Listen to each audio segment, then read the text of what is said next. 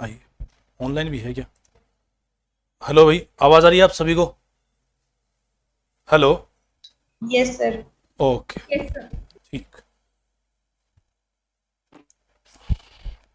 तो अपन कल बात कर रहे थे कि अपना जो पेपर रहेगा वो कौन सा रहेगा? 8th। अरे अरे रुको भी पीछे, बस अब शांति से सुनते हैं, आराम से। कब से पढ़ रहे हो आप? सुबह कितने बजे से हो क्लास में? 9 बजे। ओके, तो एनर्जी आपकी थोड़ी खत्म हो गई होगी, है ना? ठीक। तो मॉड्यूल 2 रहेगा और पेपर नंबर कौन सा रहेगा? 8th, ये था ना? जिसमें FM कितने मार्क्स की? 60 मार्क्स की, और SM कितने मार्क्स की?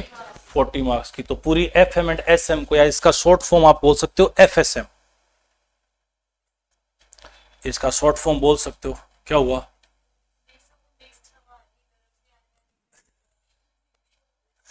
कोई बात नहीं, आप स्क्रीन पे ध्यान दो, कोई कुछ फील नहीं होगा उसके बाद। FSM, जिसमें FM कितने मार्क्स की रहेगी? 60 मार्क्स की रहेगी, और SM कितने मार्क्स की रहेगी? 40 मार्क्स की रहेगी। MCQs बेस्ड है पूरा का पूरा, MCQs बेस्ड है। 100 क्वेश्चन आएंगे, और नेगेटिव मार्किंग भी है, बहुत कम है, 0.25 है, लेकिन है नेगेटिव मार्किंग। ठीक है, 1 से लेके 60 तक आपके FM के क्वेश्चन आएंगे, और 61 से लेके 100 तक आपके किसके क्वेश्चन आएंगे? SM के आएंगे।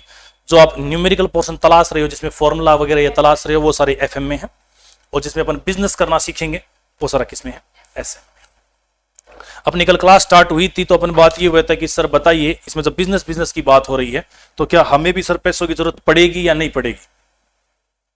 चाहिए सभी को पैसे या नहीं चाहिए? या आप में से कोई है जिसको कहता है सर पैसे पासे अपने को नहीं चाहिए, सब मोह माया है? बताइए, मना कर दो भी साफ साफ, क्योंकि अपन तो पूरे जो आगे जो जितने भी घंटे पढ़ेंगे वो सारे यही पढ़ेंगे। बोलो आप लोग, चाहिए फाइनेंस या नहीं चाहिए? चाहिए ना? हाँ चाहिए। तो हर बिजनेस को जरूरत पड़ती है, या सिर्फ एक कोई 1-2 बिजनेस उनको जरूरत पड़ती है? पूरे बिजनेस को सभी को क्या चाहिए? फाइनेंस चाहिए। ऐसा एक मारवाड़ी में कहावत भी है कि जो ओछी पूंजी होती है, ओछी पूंजी मतलब समझते हो? कम जो पूंजी होती है, पूंजी मतलब कैपिटल होती है, वो हमेशा अपने धनी को मतलब ओनर को खा जाती है। मतलब अगर किसी भी बिजनेस में अगर कैपिटल कम रही तो बिजनेस आगे नहीं बढ़ पाएगा। सीधी सी बात है, जितने ज्यादा पैसे रहेंगे, जितना ज्यादा फाइनेंस का फ्लो होगा, उतना बिजनेस एक्सपांड करेगा, उतना बिजनेस बढ़ेगा, और जितना कम पैसा रहेगा उतना बिजनेस लो लेवल तक रह जाएगा।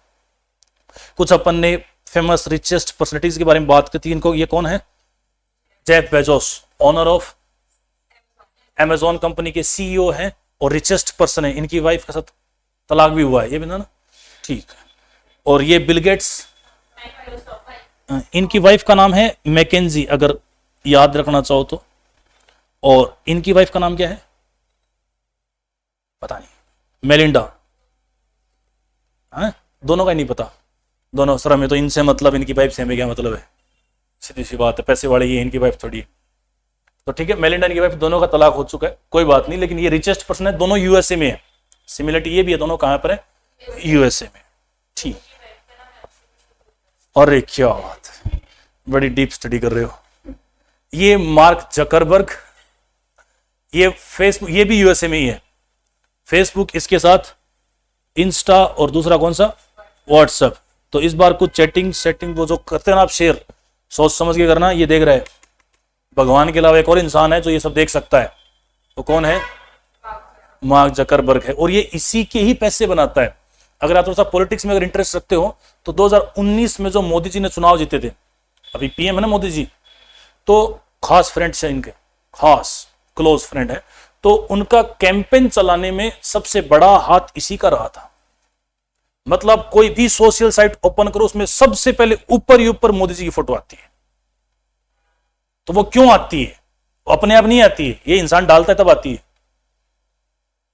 तो उसका मतलब मोदी जी के एडवर्टीजमेंट करने का सबसे बड़ा जो कैंपेन चलाने वाला जो काम था वो इन्हीं के द्वारा किया गया। तो खास फ्रेंड है इनके। एक बार US में इनके ऊपर केस भी हुआ था डेटा चोरी के बारे में। कई बार आप न्यूज में पढ़ते होंगे कि फेसबुक से हुए डेटा चोरी, ऐसे न्यूज पढ़ते हो। ये चुराता है और उसी के पैसे बनाता है। तो आज के टाइम में पैसा बनाने का जरिया एक तो नेटवर्किंग डिपार्टमेंट है, IT डिपार्टमेंट है, और दूसरा है इंफॉर्मेशन आपके पास किसकी कितनी ज्यादा है। क्योंकि नॉलेजेबल इंसान वही है जिसके पास इंफॉर्मेशन है, और इस इंसान के पास सारी इंफॉर्मेशन है। तो ये एक की इंफॉर्मेशन दूसरे को क्या करता है, शेयर करता है और उसके पैसे बनाता है। नहीं समझ में आया अभी? भाई हमारे जो दुश्मन हैं उनको हमारी इंफॉर्मेशन नहीं चाहिए क्या? चाहिए। तो वो किसी भी पे के ऊपर ले सकते हैं, और कोई दूसरा इंसान है वो इससे पैसे बना सकता है। तो वो ये काम यही करता है। हाँ, व्हाट्सएप और इंस्टा दोनों का, तो दोनों ऐप छोड़ दो आप, ठीक है ना, कुछ और चलाने लग जाओ। फिर बात हुई थी मुकेश जी के बारे में। ये फाइनेंशियल मैनेजमेंट, देखो सीन क्या है कि किसी टाइम पर मुकेश जी ने फाइनेंशियल मैनेजमेंट पढ़ी थी स्टैनफोर्ड यूनिवर्सिटी में, लेकिन आज सीन ये है कि जब फाइनेंशियल मैनेजमेंट के बारे में कुछ लिखा जाता है तो मुकेश जी से पूछा जाता है।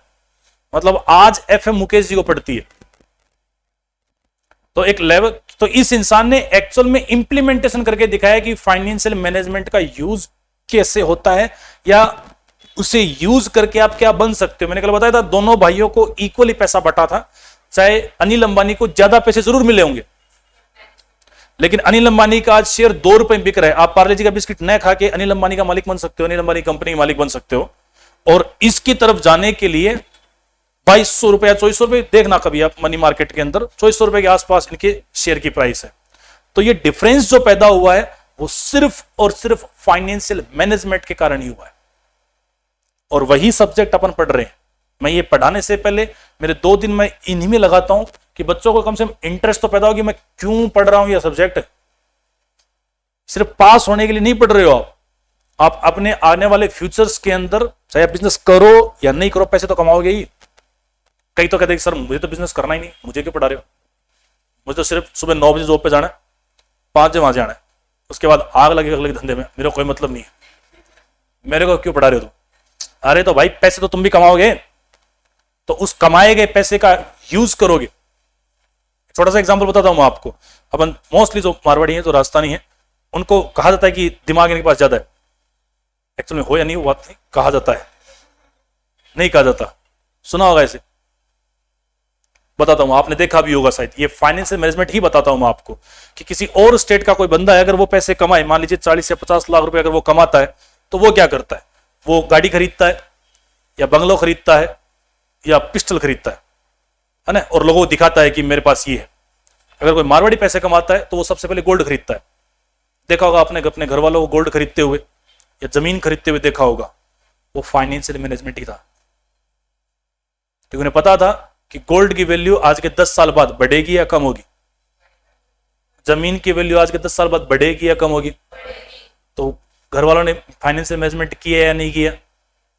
और अगर उसकी जगह मान लो पिस्टल खरीद लेते या गाड़ी खरीद ले, मान लो फॉर्च्यूनर खरीद ली, तो फॉर्च्यूनर 10 साल बाद कचरा हो जाएगी। तो ये ही फाइनेंशियल मैनेजमेंट है। अब सोचो, वो बिना पढ़े बिना इतना अच्छा फाइनेंशियल मैनेजमेंट कर लेते हैं।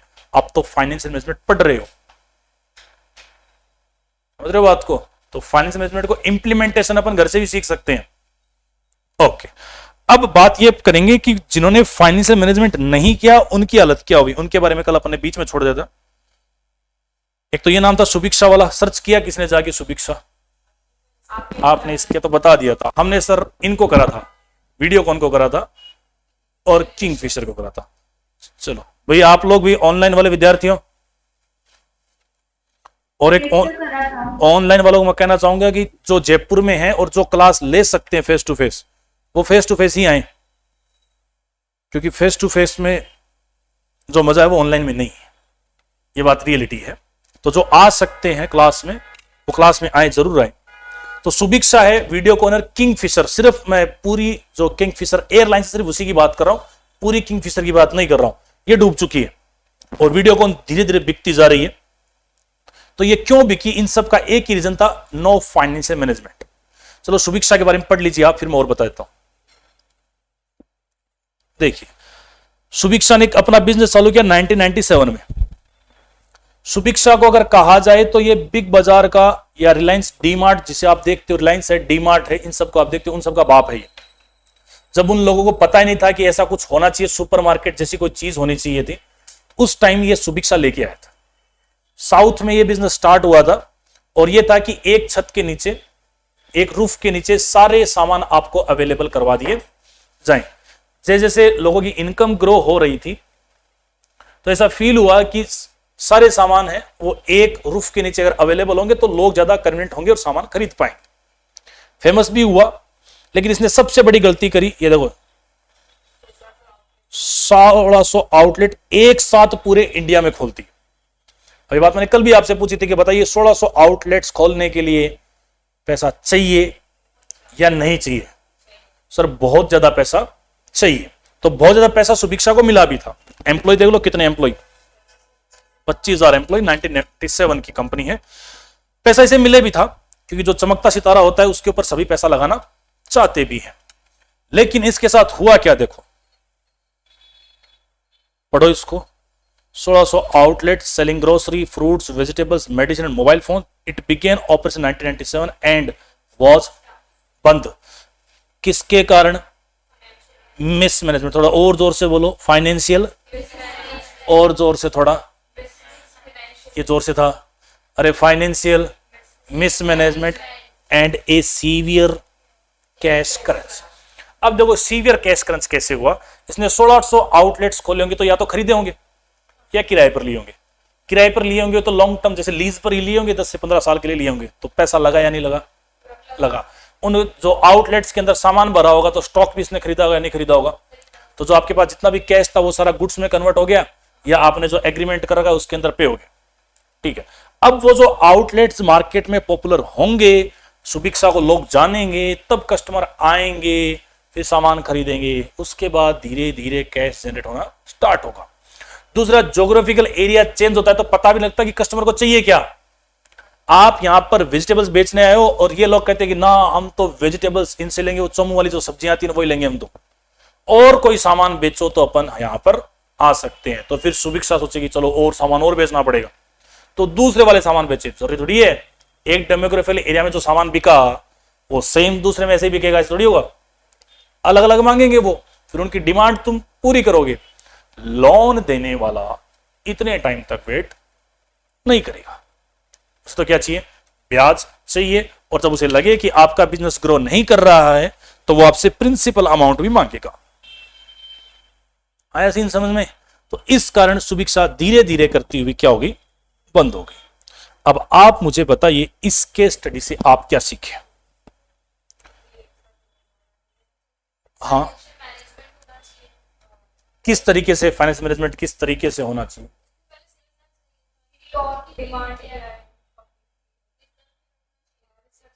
हाँ, 1600 आउटलेट एक साथ नहीं खोलने चाहिए। एक एक जोन पकड़ लेता, पहले ईस्ट में चला जाता, ईस्ट में सक्सेस हो जाता या नहीं सक्सेस होता, उसके बाद वेस्ट में जाता, तो ये ज्यादा आउटलेट्स ने खोल लिए।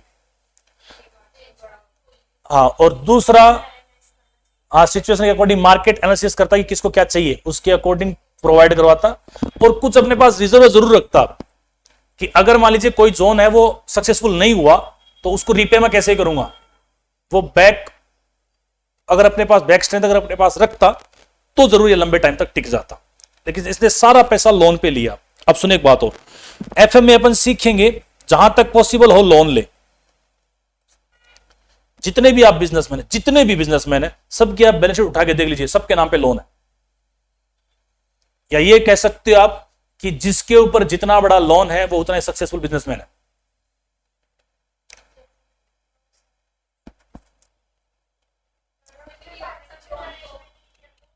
बस यही बात है, क्योंकि अभी अभी आप आए हो एफएम में, तो अभी आपके क्या एथिकल्स व्यूज थोड़े हाई लेवल के हैं,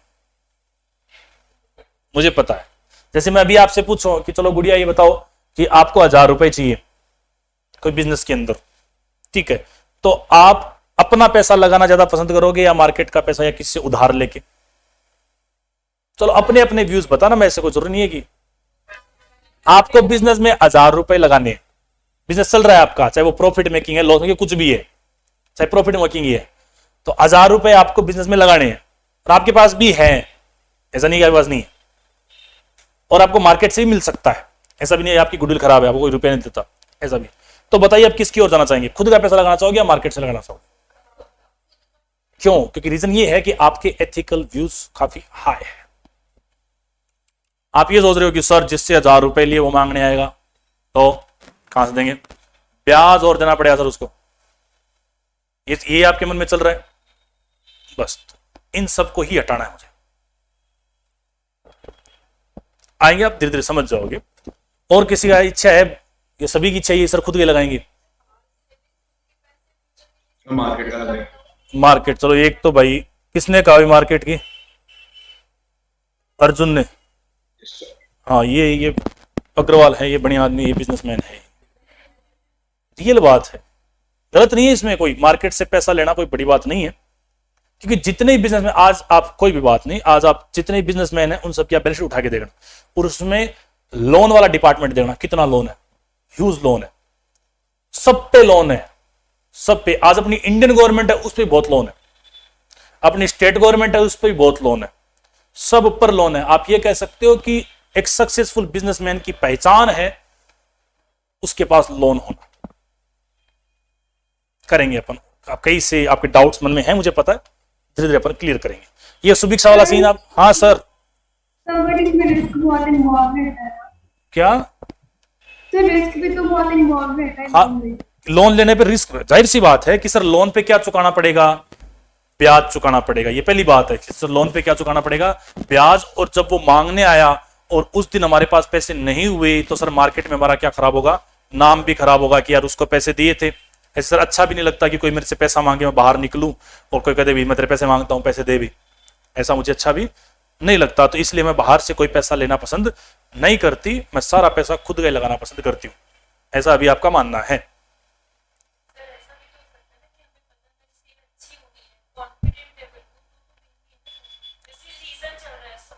हाँ तो आप सैनिटाइजर और खरीदने के लिए खुद का पैसा नहीं लगाओगे, मार्केट से लोगे, उसी सिचुएशन में आप लोगे। अगर मान लीजिए लॉस हो रहा हो तो आप नहीं लोगे। मैं तो आपको एक ही लाइन कहता हूं कि आपको जब भी पैसा चाहिए आपको लोन ही लेना है, चाहे किसी भी प्रकार का बिजनेस हो, चाहे लॉस मेकिंग हो, चाहे प्रॉफिट मेकिंग हो, चाहे आप कमा रहे हो नहीं कमा रहे हो, तो भी आपको लोन ही लेना है। और बताएंगे आपको इसके बारे में। चलो आगे बढ़ते हैं, धीरे धीरे राज खुलेंगे। नेक्स्ट चलो पहले तो वीडियो कॉन के बारे में बात करते हैं। कौन पढ़ गया है पहले तो वीडियो कॉन के बारे में? कौन? मैं, प्रियंका, मानसी वर्मा। बताइए तो वीडियो कॉन के बारे में बताइए। वीडियोकॉन इंडस्ट्रीज फाउंड इन 1979 में, इसका हेडक्वार्टर मुंबई में है। ये बेसिकली डील करती थी consumer electronics and home appliances के बारे में। बहुत ही पॉपुलर ब्रांड थी काफी टाइम पहले, और फिर इसने अपना बिजनेस डाइवर्सिफाई करा ऑयल एंड गैस में, टेलीकॉम एंड डीटीएच सर्विसेज में, और फिर बहुत सारी इसमें कैपिटल रिक्वायर्ड थी इस सब चीज़ों में। तो फिर उसने बहुत सारे डेप्ट मतलब लोन लिया, और इस सारे वो डेप्ट ट्रैप में फंस गया था। वीडियोकॉन 10 साल में तो वो पूरे डेप्ट ट्रैप में फंस गया था, एंड उसने बहुत सारी सेल लूज करी क्योंकि कंपटीशन इंक्रीज हो चुकी थी, और फिर उसने कंट्रोल करना चाहा उसके लोन, और बट सेल्स ग्रोथ डिक्लाइन हो गई थी 50% तक, और फिर उसने प्रॉफिट भी बहुत एकदम लो ही होने लग गया था, ना के बराबर। एंड देन जो उसका ओपनिंग कैश फ्लो था वो नेगेटिव होने लग गया था। चलो आप में से बताओ भाई, अच्छा पढ़ा है भाई आपने, आप में से बताओ किसने वीडियो कॉन के बारे में पढ़ा? आपने दोनों ने? नहीं पढ़ा सर, नहीं जाके देखा ही नहीं सर। अभी तो क्लास स्टार्ट हुई यार, कौन पढ़ता है घर जाके? अभी तो पता कर रहे हैं, आप पढ़ाओगे क्या? किसी ने नहीं पढ़ा? शाबाश, ऐसी तो उम्मीद नहीं थी यार आप लोग। आपने पढ़ा, शाबाश।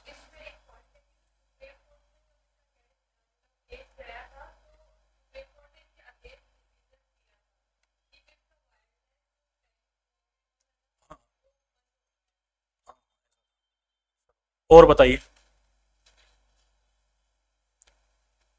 नहीं पढ़ा किसी ने भी? ऐसा तो मत करो यार। आपको वीडियो कॉन पसंद नहीं आई या क्लास पसंद नहीं आई? वीडियो कॉन पसंद नहीं आई, आपका होमवर्क देना पसंद नहीं है, ऐसी कोई बात मत करो। और बताइए भी, ऑनलाइन में से किसने कुछ पढ़ा? ऐसे मत करो यार। सुनो देखो, वीडियो कॉन वैसे नंदलाल धूत की कंपनी, माहेश्वरी लोगों की कंपनी है, और ये एक ऐसा ब्रांड है जो शायद इसका प्रोडक्ट इंडिया के हर घर में है। आपने अपने घर में भी देखा होगा, वीडियोकॉन का टीवी तो जरूर देखा होगा, है ना, सीआरपी वाला देखा होगा, या वीडियोकॉन तो अभी तक थी, एक मूवी के अंदर एडवर्टीजमेंट भी था वीडियोकॉन का, कौन सी में था बताओ, वीडियोकॉन का एड था किसमें, उसके बाद आओ और आ गया वो अभी रिसेंट में 2016-17 की बात है। अरे कितना आप मूवी में सिर्फ ड्रेसेस देख के आते हो क्या, और कुछ नहीं देख के आते ना? हाँ हाँ, सुल्तान में था, याद करो, वीडियोकॉन डीटीएच था क्या उसमें? सर ठीक, कोई बात नहीं। तो ये नंदलाल धूत माहेश्वरी लोगों की कंपनी है, और वीडियोकॉन में दो सी बातें बताऊंगा आपको कि वीडियोकॉन का बिजनेस खत्म क्यों हुआ। कैन स्टार वीडियोकॉन का ही है, कैन स्टार जो आरो आता है ना, हेमा वाली जिसका ऐड करती है, वो भी वीडियोकॉन का ही है। इन सभी के डूबने का सबसे बड़ा रीजन ये रहा कि वीडियोकॉन ने रिफाइनरी तक चालू कर ली। वीडियोकॉन वैसे था टीवी वाले डिपार्टमेंट में था, फ्रीज वाले डिपार्टमेंट था, इलेक्ट्रॉनिक्स में था, लेकिन इसने वीडियोकॉन ने मोबाइल फोन चालू कर दिए, अपनी खुद की डीटीएच चालू कर दी, रिफाइनरी भी चालू कर दी, कैन स्टार वाटर और में चला गया, इन सब में इसने अपना ह्यूज इन्वेस्टमेंट कर दिया। और सबसे बड़ी ये थी कि इसने अपना कोर जो बिजनेस था कि जो टीवी है और जो फ्रीज है, इसके ऊपर ये फोकस नहीं कर पाया। जबकि इलेक्ट्रॉनिक सामान ऐसे सामान है जिसके अंदर हर 2 महीने या 3 महीने बाद आपको कुछ नया देखने को मिलता है। आप सैमसंग में जाइए, सोनी में जाइए, किसी भी शोरूम में जाइए, हर 2 महीने बाद कहता है कि सर ये नया है, इसके अंदर ये है, ये चीजें हैं, ये है। वीडियोकॉन ऐसे चेंजेस नहीं कर पाया। तो अगर आप अपने अंदर जिस बिजनेस के कारण आप जाने जाते हो, जिस प्रोडक्ट के कारण आप जाने जाते हो, उसमें आप कंटिन्यूस इंप्रूवमेंट नहीं करोगे तो भी आउटडेटेड हो जाओगे। मैंने कल भी आपकी क्लास में बताया था कि रिलायंस ने स्पाइसेस से बिजनेस चालू किया था। अगर वो स्पाइसेस पे ही टिका रहता और स्पाइसेस में इंप्रूवमेंट नहीं करता तो आज अपन रिलायंस को नहीं जानते। तो आप जिस बिजनेस में हो, सबसे पहले उस पर फोकस करो, और जिसके लिए आप जाने जाते हो उसके लिए कंटिन्यूस इंप्रूवमेंट करो। और अगर आप इंप्रूवमेंट नहीं करते हो तो आप आउटडेटेड हो जाओगे। नोकिया का फोन सेम एग्जांपल है इसका। नोकिया किसी टाइम पर वर्ल्ड की लार्जेस्ट सेलिंग फोन था, लेकिन आज नोकिया फोन शायद आप जितनी क्लास में बैठे हो किसी के पास नहीं है। ऐसा क्यों? क्योंकि नोकिया ने अपने आप को अपडेट नहीं किया। जब एंड्रॉइड का जमाना आया तब नोकिया के फोन वैसे ही कीपैड में ही काम कर रहे थे, और सैमसंग उस मार्केट को खा गया। एंड्रॉइड के जमाने में सैमसंग उस फोन में सब अपने चेंजेस किए। तो जिस प्रोडक्ट में ज्यादा चेंजेस की जरूरत होती है, आप उस पर फोकस नहीं करते हो तो आप आउटडेटेड हो जाते हो। पीछे हेलो जग रहे हो? ओके। फिर उसके बाद इसमें तो एक और सीन हुआ कि वीडियोकॉन का जो चंदा कोचर, आप नाम सुना होगा, चंदा कोचर। चंदा कोचर आपने सुना होगा, याद है? चलो मैं बताता हूं। चंदा कोचर एक ऐसी लेडी थी जो आईसीआईसीआई की हेड हुआ करती थी, और इंडिया की टॉप पावरफुल लेडीज में इनकी काउंट होता था। आईसीआईसीआई बैंक की, आईसीआईसीआई, हाँ याद आया कुछ? चंदा कोचर। तो चंदा कोचर जैसे आज आप नायका में उनका नाम देखते हो, फाल्गुनी नायर का जैसे नाम देखते हो, जैसे इंडिया की वुमेन एम्पावरमेंट के लिए जिसको जाना जाता है, वैसे चंदा कोचर को इंडिया की वुमेन एम्पावरमेंट के लिए जाना जाता है। काफी पावरफुल लेडी थी, रिच लेडी थी, लेकिन वो इसके लपेटे में आ गई वीडियोकॉन के साथ साथ। कैसे लपेटे में आई कि चंदा कोचर ने अपने पति के प्यार में आके, बताओ प्यार भी दो किससे किया? पति से किया। सुनते हैं, पहले पूरी बात सुन लीजिए, आप खुद डिसीजन दे लेना, क्योंकि उनके हस्बैंड वीडियोकॉन में हेड थे। वीडियोकॉन कैश क्रंच से जूझ रही थी कि वीडियोकॉन में पैसा नहीं था, तो किसको कहेगा वो? वाइफ को ही कहेगा। वाइफ को कहा, और वाइफ ने 10,000 करोड़ का लोन सैंक्शन करवा दिया। किससे? आईसीआईसीआई बैंक से लोन सैंक्शन करवा दिया, क्योंकि वो अपने पति से क्या करती थी? प्यार करती थी। लोन सैंक्शन करवा दिया। अब वीडियोकॉन इस पोजीशन में नहीं है कि वो ब्याज दे पाए, क्योंकि इसने बिजनेस इतने सारे कर रखे हैं। खुद का जो कोर बिजनेस था उसके ऊपर फोकस है नहीं, तो उससे तो लोग वैसे ही परेशान हो चुके हैं, और बाकी जो बिजनेस वो प्रॉफिट मेकिंग है नहीं, तो क्या वीडियोकॉन ब्याज चुका पाएगी? नहीं चुका पाएगी ब्याज। तो वीडियोकॉन जो आईसीआईसीआई जिसकी है, उसको बताओ फर्क पड़ेगा या नहीं पड़ेगा कि 10,000 करोड़ का जिसको लोन सैंक्शन दिया गया उससे कोई ब्याज आ ही नहीं रहा। तो पूरे डिपार्टमेंट में न्यूज फैलेगी नहीं फैलेगी कि एक लोन किसी को दिया गया और वहां से ब्याज, तो फिर इंक्वायरी बैठेगी या नहीं बैठेगी, ये लोन किसने दिया था, बैठेगी। तो सीध में कौन आएगी, और चंदा को से पूछा जाएगा कि मैडम आपने ये लोन दिया तो किसको दिया, वीडियोकॉन को दिया, तो क्या आपने ये पता किया था कि वीडियोकॉन में इतना पोटेंशियल है कि वो इतना लोन ले पाएगी और इसका इंटरेस्ट पे कर पाएगी और बाद में इसका प्रिंसिपल भी पे कर पाएगी। तो उसने क्लियरिफिकेशन में क्या दिया कि सर मैंने तो अपने हस्बैंड से क्या किया था, प्यार किया था। तो क्या मैडम आप जॉब छोड़िए। तो चंदा कोचर को जॉब छोड़नी पड़ी थी, रिजाइन करना पड़ा था, किसके कारण। तो moral of the story, husband से प्यार नहीं करना है। हाँ, तो जब आप बिजनेस कर रहे होते हो जाहिर सी बात है कि आपके डिसीजन के कारण पूरा आईसीआईसीआई का 10,000 करोड़ का फंड वो ब्लॉक हो गया। अब रिकवर कैसे होगा, कई तो कहते सर रिकवर करवा लेंगे ना, तो रिकवर कराने में टाइम लगेगा भाई। पहले ये एनपीए डिक्लेयर होगी, नॉन परफॉर्मिंग एसेट डिक्लेयर होगी, फिर ऑक्शन में जाएगी, फिर बिकेगी, तब कोई पैसा रिकवर होगा। और पता नहीं हमारे से लोन जाने कितने से लोन होगा, किस किस को कितना कितना मिलेगा। आया सीन समझ में। तो वीडियोकॉन वाली केस स्टडी से अपन ये समझते हैं कि कभी भी आपने कोर बिजनेस को मत छोड़िए। जिस बिजनेस से आप मार्केट में जाने जाते हो उसको मत छोड़िए और उसमें कंटिन्यूस इंप्रूवमेंट भी कीजिए, क्योंकि कस्टमर की लॉयल्टी बहुत कमजोर होती है।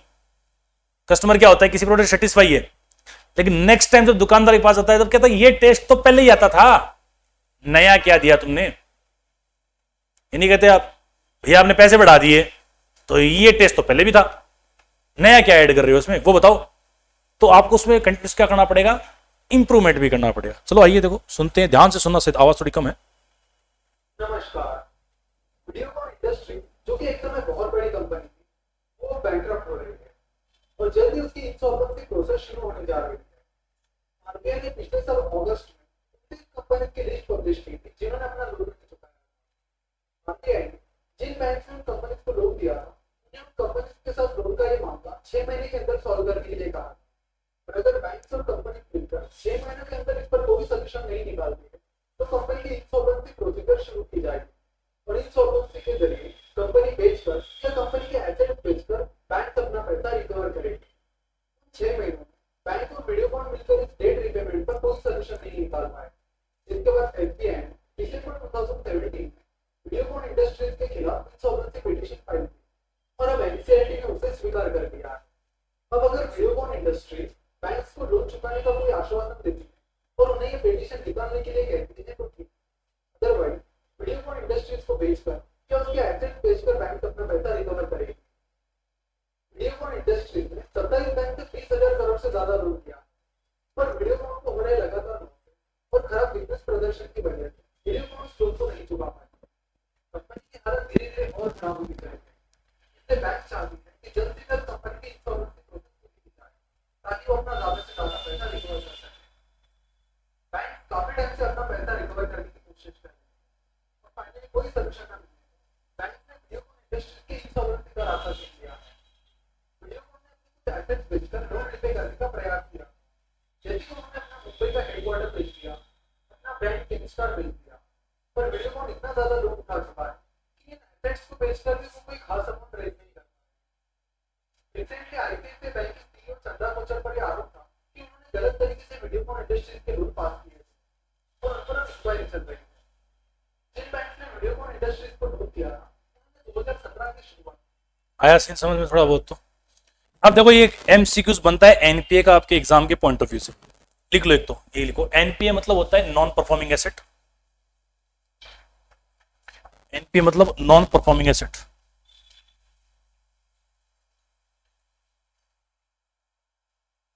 नॉन परफॉर्मिंग एसेट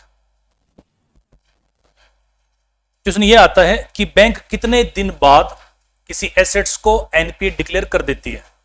बताओ किसी को पहले से पता है तो। बैंक कितने दिनों के बाद किसी एसेट्स को एनपीए डिक्लेयर कर देती है? 90 डेज के बाद। देखो after defaulter of interest after defaulter of interest, और ब्रैकेट लिख दो 90 डेज, मतलब आपकी ड्यू डेट आई इंटरेस्ट की, उसके 90 दिनों तक आपने इंटरेस्ट नहीं पे करा या इंस्टॉलमेंट पे नहीं करी, तो बैंक आपको किस में डाल देगी, एनपीए में डाल देगी, नॉन परफॉर्मिंग एसेट में डाल देगी। और जो नॉन परफॉर्मिंग एसेट होती है उन्हीं के अगेंस्ट में पिटीशन फाइल होती है एनसीएलटी में। ठीक है, तो बहुत कई बार पूछा गया, एनपीए की फुल फॉर्म भी पूछी गई है, नॉन परफॉर्मिंग एसेट, और कितने दिनों बाद डिक्लेयर हो जाती है, 90 डेज। 90 डेज मतलब ऐसा नहीं है कि लोन सेक्शन के 90 डेज, नहीं, इंटरेस्ट ड्यू था या तो प्रिंसिपल जो इंस्टॉलमेंट की ड्यू डेट थी वो डिक्लेयर नहीं होती उसके 90 डेज के बाद। ठीक है, चलो फिर किंगफिशर वाला किसी ने पढ़ा था, किंगफिशर वाला आपने पढ़ा था, चलो बताइए थोड़ा जोर से।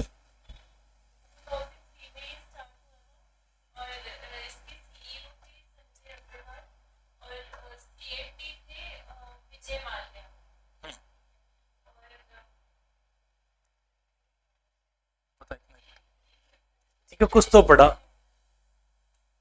बोलो बोलो, आपने पढ़ा कुछ? नहीं सर, कौन पढ़ता, हाई की वजह से। ओके ओके, और कुछ, और कोई आइडिया? किंगफिशर एयरलाइंस थी ऐसा तो पता है आप सभी को। हाँ, वो तो किंगफिशर का है, एयरलाइंस का नहीं, वो तो किंगफिशर का है। किंगफिशर तो बहुत किस्म बताऊंगा अभी आपको। हाँ बताइए। हाँ बेंगलोर था, वो तो मुंबई एयरपोर्ट वहीं है, एयरपोर्ट वहीं है दिल्ली ईस्ट में। और बताइए भी आप ऑनलाइन वाले बताइए विद्यार्थियों। किंगफिशर एयरलाइंस को हम क्वीन ऑफ स्काईज के नाम से कहते थे क्योंकि बेस्ट सर्विस प्रोवाइड करवाता था ड्यू टू इट्स कनेक्टिविटी, और इसने अपने फेलियर के कारण गवर्नमेंट टैक्सेशन पॉलिसीज बताया। सर वो लाइक मिला। ओके, वैसे किंगफिशर के ओनर विजय माल्या ना, Vijay Mallya company UB company, United Breweries, United Breweries जो कंपनी है उसका हाँ इसकी हेड कंपनी मतलब पापा कंपनी जो है ना वो यूनाइटेड ब्यूरेज ही है। उसके मालिक है विजय माल्या, उसके मालिक कौन है, विजय माल्या। यूबी कंपनी क्या काम करती है, इंडिया में 78% एल्कोहल यूबी ही बनाती है। आपको कहीं अगर बोतल देखने का मौका मिले तो उसको पीछे पलट के देखना, है ना, उसके ऊपर यूबी नाम लिखा होगा। हाँ देखा है, 2-4 ने तो देख रखा है, ठीक है, नहीं देखा इस बार देख लेना, देखा हुआ है। तो यूबी जो इंडिया में 78% एल्कोहल जो बनाती है वो यूबी बनाती है। मतलब शाम को 8 बजे के बाद लोगों के गले में जो पानी उतर रहा होता है वो किसका होता है, विजय माल्या का। किसका होता है वो, विजय माल्या। तो ये न कंपनी नहीं डूबी है, सिर्फ किंगफिशर डूबी है। विजय माल्या में सीन होता है क्योंकि हर बिजनेसमैन होते हैं सबके अपने अपने अलग अलग पॉइंट ऑफ व्यू होते हैं। विजय माल्या को किंगफिशर चलाने में ऐसा कोई शौक नहीं था कि मुझे किंगफिशर प्लेन उड़ानी है या प्लेन उड़ा के पैसा कमाना है, ऐसा कोई शौक नहीं था। इस इंसान का मोटो ही अलग था। इस इंसान का मोटो यह था कि स्टारडम क्रिएट हो, लोगों के जबान पे नाम आए। तो किसका नाम आए, विजय माल्या का नाम आए। मूवी तो शायद मेरे को आइडिया नहीं है मूवी बनी या नहीं बनी। यहां तक कि आईपीएल में जो 8 टीम खेलती थी, अरे सुनो सुनो, अरे सुनो, आईपीएल में जो 8 टीमें खेलती थी उसके अंदर 6 टीमों पर पैसा विजय माल्या लगाता था। तो हाँ 2000 शुरू से ही। तो इसका मतलब इस इंसान का प्रॉफिट मेकिंग वाला सीन नहीं था। मतलब इसने एफएम पढ़ी नहीं या ये एफएम को मानता ही नहीं था, फाइनेंस मैनेजमेंट नाम की कोई चीज मानता ही नहीं था। इस इंसान का सिर्फ एक मोटो था कि लोगों के जबान पे नाम हो किसका, विजय माल्या का। जिस टाइम इसने एयरलाइंस चालू की थी तो खुद जो बाकी की जो एयरलाइंस की इंडस्ट्री थी उनको समझ में नहीं आया कि हम क्या करें, बंद कर दे क्या, क्योंकि ये वो फैसिलिटी प्रोवाइड करवाता था जो एयर इंडिया है, स्पाइस जेट है या बाकी जो एयरलाइंस वो कभी जिंदगी में सोच नहीं सकती थी। इतनी कंफर्टेबल सीट्स और उसके साथ बाकी लग्जरी आइटम और एयर होस्टेस। तो लोग मोस्ट ऑफ इंडिया की नंबर 1 एयरलाइंस बन चुकी थी किंगफिशर आने के 1.5-2 साल बाद। क्यों? क्योंकि जो लग्जरियस जो फील होता था वो किंगफिशर एयरलाइंस में ही फील होता था। और ये इंसान यही नहीं रुका, क्योंकि जब आपको भूख होती है स्टारडम की तो ये कहता कि ना ना ना, इंडिया वाले विजय माल्या बोले बर्दाश्त नहीं है, पूरा वर्ल्ड है वो विजय माल्या नाम बोले। मतलब एयरलाइंस में एक इंसान होना चाहिए, कौन? विजय माल्या, लोग जाने इसके बारे में। तो सीन ये था कि आपको इंटरनेशनल फ्लाइट अगर उड़ानी है तो आपको 5 साल डोमेस्टिक फ्लाइट उड़ानी पड़ती है, उसके बाद लाइसेंस मिलता है। ठीक है, तो इतना वेट कौन करे? इसने क्या करा, इंटरनेशनल एयरलाइंस को खरीद लिया, एयर डेकन को। भाई किंगफिशर तो नहीं चल सकती, और कोई एयरलाइंस खरीद लेते हैं, वो तो चलेगी, इधर से उड़ानी है। तो अब 2 एयरलाइंस, किंगफिशर एयरलाइंस और एयर डेकन। एयर डेकन में यह समस्या थी कि एयर डेकन खुद लॉस मेकिंग थी। भाई आप कोई बिजनेस खरीदना चाहोगे तो क्या जरूरी थोड़ी वो बेचना चाहिए, वो कब बेचना चाहेगा? जाहिर सी बात है, जिसका नाम खराब हो चुका होता है वही बिकेगा, या जो प्रॉफिट मेकिंग वो थोड़ी बिकेगा। तो इसने एक्विजिशन किया तो ऐसी कंपनी का एक्विजिशन किया जो खुद लॉस मेकिंग थी। अब दूसरी बात, ये बनाता है दारू और उड़ा क्या रहा है प्लेन, तो वो क्रैश होगा ही। सबसे बड़ी इसका ड्रॉबैक ये था कि इसने किसी सीईओ को अपॉइंट नहीं किया, मतलब जो किंगफिशर एयरलाइंस को चला पाए, जिसको एयरलाइंस की समझ हो। तो जिस इंसान को किसी बिजनेस की समझ ही नहीं है, वो बिजनेस वो करेगा तो कंफर्म है वो बिजनेस क्या होगा, डूबेगा। अब सीन ये हो गया कि ये पहले चाहता था कि मैं जो इकोनॉमिक क्लास वाले जो इंसान हैं उनको फैसिलिटी दूं बिजनेस क्लास वाली। तो ठीक है, गैदरिंग हो गई, लेकिन जो बिजनेस क्लास वाले वो कहां से भाई, उनको क्या फैसिलिटी दोगे? जाहिर सी बात है कि जो लोकल में चलने वाले हैं उनको तुम फैसिलिटी दो रिजर्वेशन वाली, तो रिजर्वेशन वालों कहां लेके जाओगे? ट्रेन के ऊपर उठा के ले जाओगे? भाई उनको भी अलग तो फील आना चाहिए ना कि इन सबको जो फैसिलिटी मिल रही है उनसे मुझे क्या मिलनी चाहिए, अलग कुछ फैसिलिटी, कुछ अलग मुझे प्रायोरिटीज मिले, तब तो कुछ मतलब भी हो, वरना हम इनके साथ जाके क्या करें, हम तो अलग ही रहेंगे। दूसरा, किराया डिसाइड नहीं कर पाया कि इकोनॉमिक क्लास वाले से बिजनेस क्लास वाला किराया लूं या बिजनेस क्लास वाले से इकोनॉमिक वाला किराया लूं। और किस्मत भी साथ नहीं थी, 6-7 के अंदर जो क्राइसिस आए थे, फाइनेंशियल क्राइसिस आए थे, तो उसके अंदर तेल की प्राइसेस काफी ज्यादा हो गई थी, लोन मिलने बंद हो गए थे। दूसरा, एयर डेकन को लोन पे ले रखा था, लोन पे और लोन आता रहा, तो जब आपको रिटर्न जनरेट हो नहीं रहा, रिटर्न तो जनरेट करना ही नहीं था इस इंसान को, रिटर्न तो करना ही नहीं था, इसको तो स्टारडम क्रिएट करना था, तो लोन पे लोन लिए जा रहा था। तो धीरे धीरे करके सब कुछ बेचना पड़ा।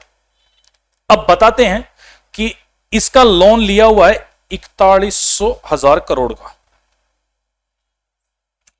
4100 करोड़ का लोन लिया हुआ है।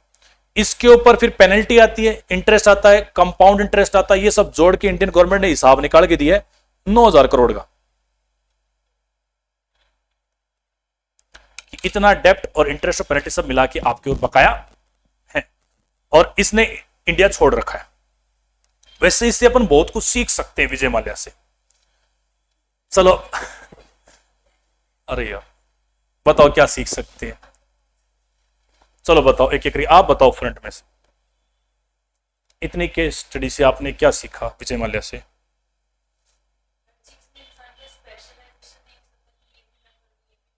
तो बिजनेस वही करो जिसमें आप स्पेशलाइज हो। आप नहीं हो तो किसी ढंग के आदमी को अपॉइंट कर लो, जानता हो, पहली बात। दूसरा और बताइए, प्रॉफिट मेकिंग हो, क्योंकि इंसान को स्टारडम ही नहीं, क्योंकि स्टारडम की भूख में आप क्या करते हो, या अंधे हो जाते हो आप, तो उसमें आप ये डिसाइड नहीं करते हो कि मेरे को प्रॉफिट हो रहा है या नहीं हो रहा। और जिस बिजनेस में प्रॉफिट नहीं हो रहा होता है वो बिजनेस एट लास्ट डूबेगा ही, कंफर्म डूबेगा। और सुनिए इसके आगे की स्टेटमेंट और बताता हूं मैं, ये आगे जो बातें हैं ये काफी आपके काम में आने लगे। अब विजय माल्या ये कहता है कि मैं तो इंडियन गवर्नमेंट को पैसा नहीं दूंगा, साफ मना कर रहा है। अगर तुम्हें पैसा लेना है तो मेरी प्रिंसिपल अमाउंट है 41,000 करोड़, वो ले लो। जब कोर्ट में केस हुआ था तो वहां से आया था कि इसका स्टेटमेंट, तो इसके वकील ने कहा कि विजय माल्या जी ये कह रहे हैं कि आपको 41,000 करोड़ रुपए लेने हैं तो ले लो, 9,000 करोड़ रुपए न तो मैं आज दे रहा न मैं फ्यूचर में दूंगा, कर लो जो तुम्हें करना है वो। अभी जो लोग थोड़ी देर पहले क्लास जब चालू हुई तब कह रहे थे ना कि सर हम तो लोन नहीं लेंगे, क्योंकि लोग हमारी क्या करेंगे, इंसल्ट करेंगे, बेइज्जती करेंगे। ये इंसान मुंह पे कह रहा है कि मैं तुम्हें पैसे नहीं दूंगा, तुम्हें जो करना है वो कर लो। दूसरा स्टेटमेंट क्या दिया कि मैं तुम्हें फिर भी पैसे दे देता, लेकिन तुम लोगों ने इंडिया के अंदर एक तरीके से गाड़ी के रूप में मेरा नाम यूज करते हो। मतलब कोई भी पैसे भाग जाता है तो क्या विजय माल्या बन रहा है क्या? तो इंडिया की मीडिया ने प्रोपेगेंडा क्रिएट करके मेरा पूरा नाम बदनाम कर दिया है। तो जो प्रॉफिट था ना ऊपर वाला जो तुम चाहते हो, तुम्हारा प्रॉफिट तो एक तरीके से, वो तुम्हें मैं बिल्कुल भी नहीं देने वाला। और सुने इसका स्टेटमेंट, ये कह रहा है कि मैंने जो बिजनेस चालू किया उसके ऊपर लोन लिया। बात तो यही है ना, एयरलाइंस चालू की थी, एयरलाइंस पे लोन लिया था, मेरा एयरलाइंस का बिजनेस डूब गया। तो मैं किसी डूबे हुए बिजनेस को फॉरफिट नहीं करूंगा किसी प्रॉफिट मेकिंग वाले बिजनेस से। समझे आप बात को? तो जीवन में कभी बिजनेस करो तो इस बात का विशेष ध्यान रखना कि जिस बिजनेस को आपने डुबोया है या जिस बिजनेस में पैसे डूबे हैं, तो ट्राई करें उसी बिजनेस को सक्सेसफुल बनाएं और उसी से उसकी डेप्ट की रिकवरी करें। एथिकल नहीं हो कि वो मेरे पैसे मांगता है तो मैं जो मेरा बाकी का जो बिजनेस प्रॉफिट मेकिंग वाला है उससे पैसा विड्रॉ करूं और इसमें डाल के इसको चुका दूं। इससे क्या होगा, वो डूब जाएगा। तो अगर ये ऐसा करता तो इसको अपनी यूपी के अंदर लॉस होता। समझ में आया सीन आपको? तो ये बातें सीधे अपन बहुत अच्छी सीखते हैं। फर्स्ट पॉइंट कि जिस बिजनेस को चालू किया है अगर वो लॉस मेकिंग होता है तो उसकी लोन को जो रीपे करना है तो प्रिंस उसी से करो, या जो आपको बाकी जो पे करने तो उसको प्रॉफिट मेकिंग बनाओ और उससे पे करो। बाकी अदर बिजनेस को आप अफेक्ट मत करो, क्योंकि अदर बिजनेस को आप अफेक्ट करते हो तो उसको चुकाने के चक्कर में बाकी बिजनेस भी क्या हो जाएंगे, डूब जाएंगे। आया? सुनिए देखो इसकी कहानी। और फिर बात करते हैं किंगफिशर की पहली फ्लाइट मुंबई टू दिल्ली थी और कुछ ही देर में किंगफिशर एयरलाइंस बिजनेस ट्रैवलर्स की पहली पसंद बन गई। पर विजय माल्या अपनी एयरलाइंस के केवल डोमेस्टिक ऑपरेशन से खुश नहीं थे और वो चाहते थे कि किंगफिशर एयरलाइंस ओवरसीज रूट्स पर भी उड़ान भरे। लेकिन इंडियन गवर्नमेंट के रूल्स के अकॉर्डिंग वो अपना ख्वाब 5 साल से पहले पूरा नहीं कर सकते थे, इसलिए उन्होंने एक इंटरनेशनल एयरलाइंस खरीदने की सोची। विजय माल्या ने 2007 में एयर डेक्कन खरीद ली। इसके अलावा 2009 में किंगफिशर एयरलाइंस को भी फॉरेन रूट्स पे जाने का परमिट मिल गया। किंगफिशर की पहली इंटरनेशनल फ्लाइट थी। 2009 में ही किंगफिशर इंडिया की सबसे बड़ी पैसेंजर कैरिंग एयरलाइन बन गई, जिसमें से उनका मार्केट शेयर 22.9% था और 11 मिलियन पैसेंजर्स थे। 2010 में किंगफिशर एयरलाइंस का डेट बहुत बढ़ चुका था और वो लगातार लॉस में जा रही थी। इसका इल्जाम कंपनी ने फ्यूल की बढ़ती कीमत पर लगाया। 2011 में किंगफिशर ऑयल फ्यूल का पैसा भी ना दे सकी और अपने एम्प्लॉयर्स की सैलरी देने के लिए उनके पास पैसे नहीं थे। कुछ ही देर में किंगफिशर के पायलट्स किंगफिशर को छोड़कर दूसरी एयरलाइन में चले गए। 2012 में स्टेट बैंक ऑफ इंडिया ने किंगफिशर को एक नॉन परफॉर्मिंग एसेट डिक्लेयर कर दिया और अक्टूबर 2012 में फाइनली किंगफिशर एयरलाइंस बंद कर दी गई और दिसंबर में उनका लाइसेंस भी रद्द कर दिया गया। तो आइए जानते हैं किंगफिशर एयरलाइंस के फेलियर्स के पीछे क्या क्या रीजंस थे। सबसे पहले आता है लैक ऑफ स्ट्रेटजी। किंगफिशर ने एयरलाइंस की शुरुआत इकोनॉमिक क्लास से की और बाद में लग्जरी क्लास में कन्वर्ट हो गई। शुरुआत में उनके ट्रैवलर्स ने किंगफिशर की काफी तारीफ की क्योंकि उनकी खातिरदारी और एयरक्राफ्ट की कंडीशन बाकी एयरलाइन से काफी अच्छी थी। पर जल्दी ही Kingfisher low cost air traveller बन गई और इन्हीं चेंजेस की वजह से पैसेंजर्स का इंटरेस्ट किंगफिशर में खत्म हो गया। इसके अलावा उन्होंने हाई प्रॉफिट वाले रूट्स पर भी कोई फोकस नहीं किया। दूसरा रीजन ये था कि किंगफिशर का विजय माल्या के अलावा कोई भी दूसरा सीईओ या एमडी नहीं था, जबकि माल्या के दूसरे दो बिजनेस मैनेजिंग डायरेक्टर्स के अंदर स्मूथली चल रहे थे। तीसरा बड़ा कारण था 2008 में पूरे वर्ल्ड में आने वाला रिसेशन, जिससे कि एयरलाइन इंडस्ट्री पर काफी बुरा प्रभाव पड़ा क्योंकि फ्यूल का प्राइस बढ़ चुका था और एयरपोर्ट्स के चार्जेस। इन सबके अलावा विजय माल्या को डेक्कन एयरलाइंस खरीदने का भी बहुत नुकसान हुआ। डेक्कन एयरलाइंस से किंगफिशर एयरलाइंस में कोई कनेक्शन नहीं था।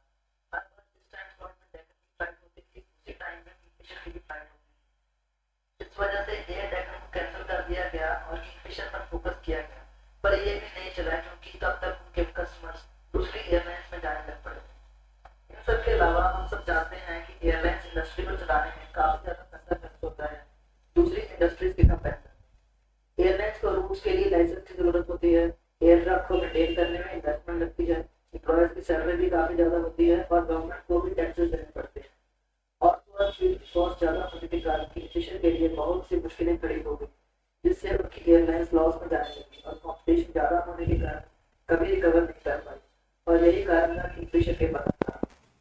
आइए अब जानते हैं कि किंगफिशर ने बैंक्स को कितना पैसा दिया है।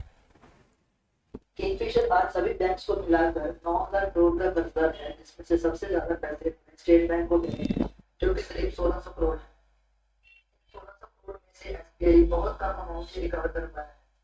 एसबीआई के बाद आता है आईडीबीआई, जिसको कि किंगफिशर से 700 करोड़ वापस लेना है।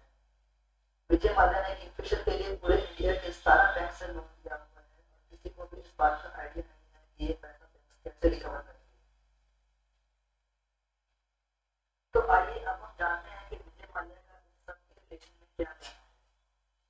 विजय माल्या शुरू से इस बात से इनकार करते आए हैं कि उन्होंने किसी बैंक का लोन का पैसा वापस करना है, और वो कहते हैं कि वो मीडिया में चुने गए पेश का उनके खिलाफ सभी स्टेटमेंट्स बायस हैं। उन्होंने 2016 में मीडिया में उनकी रेपुटेशन स्पॉइल करने का इल्जाम भी लगाया और टीआरपी से ऊपर उठकर सच को दिखाने की सलाह दी। उन्होंने कहा कि किंगफिशर एयरलाइंस का फेल उनके प्राइवेट इकोनॉमिक फैक्टर्स और गवर्नमेंट की पॉलिसीज थी। उनका कहना है कि उन्होंने किंगफिशर में 4,000 करोड़ रुपीस इन्वेस्ट किए थे, जो कि आज टूट चुके हैं। तो जितना नुकसान बैंक का हुआ है उतना ही उनका भी हुआ है। वो कहते हैं कि बैंक तो अपना पैसा रिकवर कर लेंगे, पर उनका जो लॉस हुआ है वो कभी भी रिकवर नहीं कर पाएंगे। उनको दोबारा करार देने के इल्जाम पर उन्होंने कहा कि वो 28 साल से नॉन रेजिडेंट ऑफ इंडिया हैं और आगे भी इस बात को अच्छी तरह जानते हैं। विजय माल्या ने बैंक्स का डेट सेटल करने के लिए सीनियर काउंसिल सीएस वैद्यनाथन को 4,000 करोड़ दिए, जो कि वैद्यनाथन ने सुप्रीम कोर्ट को दे दिए। आए इतना तो समझ में थोड़ा बहुत। तो फाइनेंशियल मैनेजमेंट करना पड़ेगा या नहीं करना पड़ेगा? करना पड़ेगा, और उसका एफिशिएंट यूज भी करना पड़ेगा। अगर सही फाइनेंशियल मैनेजमेंट हुआ तो बिजनेस नहीं डूबेंगे, और अगर मिस मैनेजमेंट हुआ तो बिजनेस कंफर्म डूबेंगे। तो सीन थोड़ा बहुत तो समझ में आ गया। फाइनेंस चाहिए और उसको हमें क्या करना है? मैनेज करना है। ठीक है, चलो अब आगे बढ़ते हैं अपन कोर्सेज की तरफ। पहला चैप्टर लिखिए आप, nature, significance and scope of FM. Nature, significance and scope of FM. Nature, significance and scope of FM. इस फर्स्ट चैप्टर के अंदर मैं आपको पूरी एफएम में अपन क्या क्या पढ़ेंगे उन सब के बारे में बताऊंगा। पूरी एफएम में अपन क्या क्या पढ़ेंगे, मतलब एक तरीके से बिल्डिंग ब्लॉक है, सब कुछ आपको बताया जाएगा इसके अंदर अपन क्या क्या पढ़ेंगे।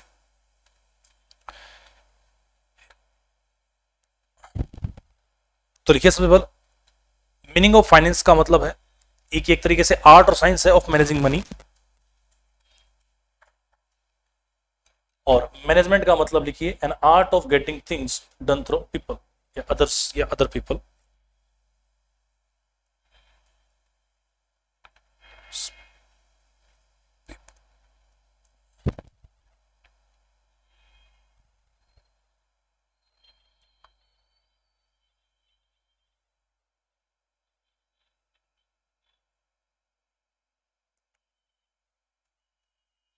लिखा आपने? लिख लो साथ साथ में, है ना, और नोट्स बना लेना भाई, सारी चीजें लिखनी पड़ेंगी।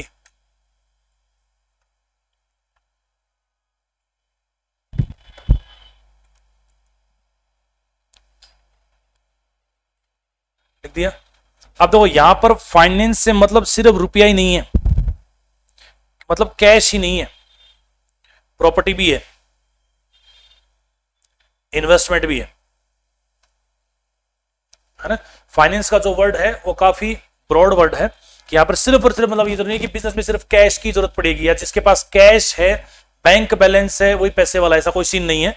कैश भी चाहिएगा, प्रॉपर्टी भी होनी जरूरी है, और इन्वेस्टमेंट, ये सारे किस कैटेगरी में आएंगे?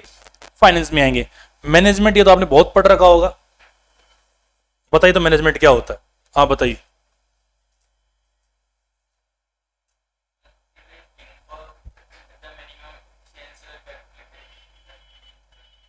करना या करवाना?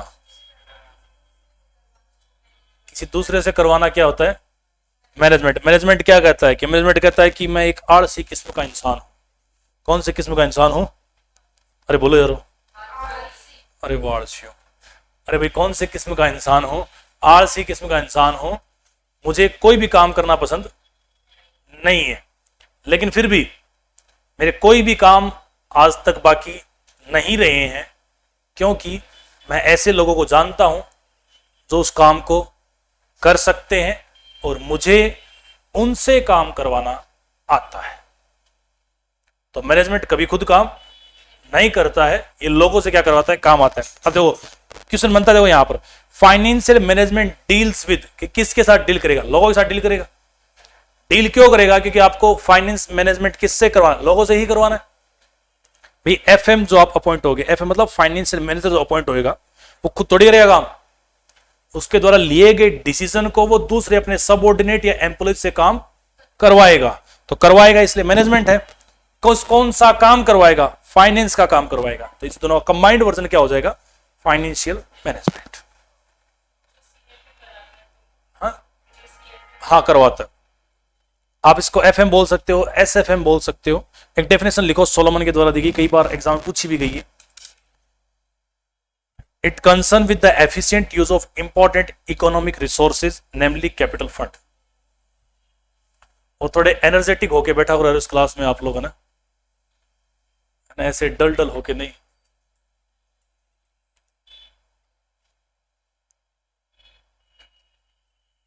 It concerned with the efficient use of an important economic resources, namely capital fund.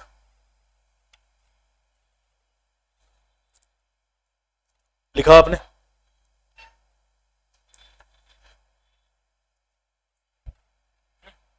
लिख दिया।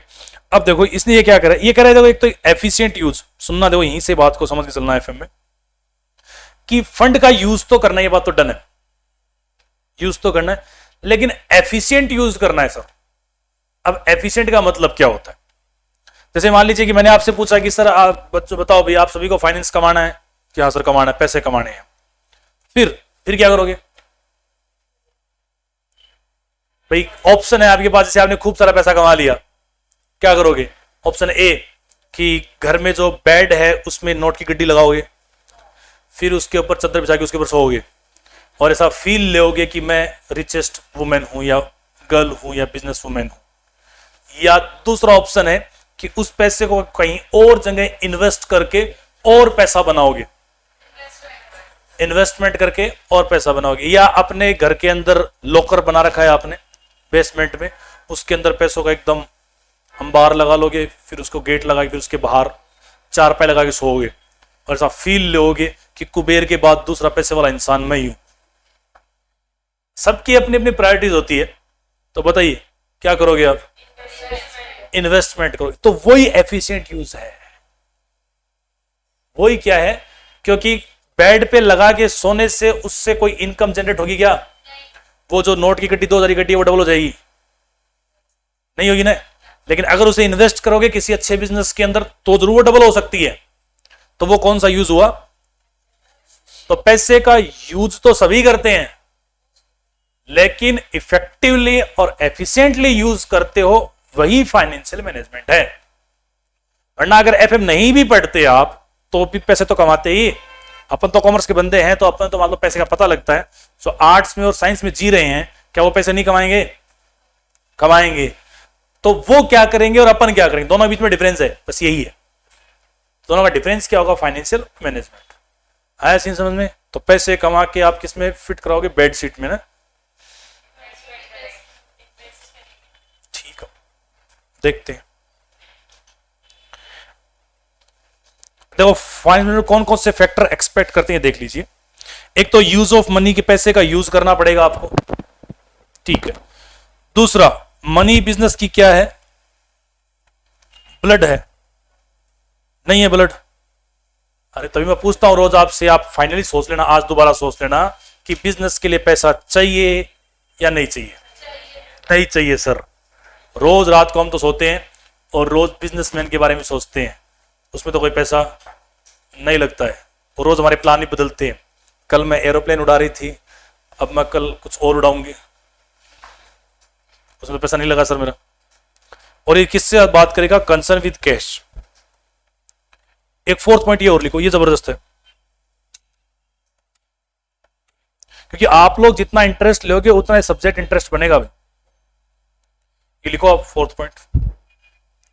अब कल आप पढ़ के आओगे ये प्रोक्योरमेंट ऑफ फंड क्या होता है और यूटिलाइजेशन ऑफ फंड क्या होता है, ये लिख लो और पढ़ के आना ही पड़ेगा भाई, है ना। और कल से ये जो ऑनलाइन है वो या तो आप ट्राई कीजिए कि आप क्लास में आ पाए, और या दूसरा वीडियोस ऑन रखेंगे आप, क्योंकि दोपहर का टाइम है और बच्चे खाना खा के सो रहे होते हैं, है ना। तो इंसान सबसे भाग सकता है, खुद से नहीं भाग सकता है। तो कल से आप वीडियोस ऑन रखेंगे भाई सभी, ठीक है। सर हाँ सर हमें नोट्स जो आप ये बता रहे हो उसी के बनाने हैं, फिर हाँ, नोट्स बनाने हैं, पीडीएफ आपको मिल जाएगी क्लास नोट्स के अंदर बैच में मिल जाएगी। लेकिन जब आप अभी पढ़ रहे हो तो अभी आप बनाओ नोट्स, अभी लिखो आप, फिर आपको दोबारा देखने के लिए, दोबारा मैच करने के लिए पीडीएफ में मिल जाएंगे आपको ये। सर इसके अलावा कोई नोट्स नहीं बनाने, मतलब इसके अलावा कंपाइलर मिलेगा आपको, हाँ कंपाइलर में जहां तक हो उसके फ्लो चार्ट में, लेकिन अपन क्लास में पढ़ रहे हो अभी अभी बना लीजिए ना नोट्स। ओके, कल से एक तो आप वीडियोस ऑन रखेंगे, और दूसरा जो बच्चे क्लास में आ सकते हैं वो फिजिकली आ सकते हैं, फेस टू फेस, तो वो आएंगे class. Okay thank you sir. Okay sir, thank you sir.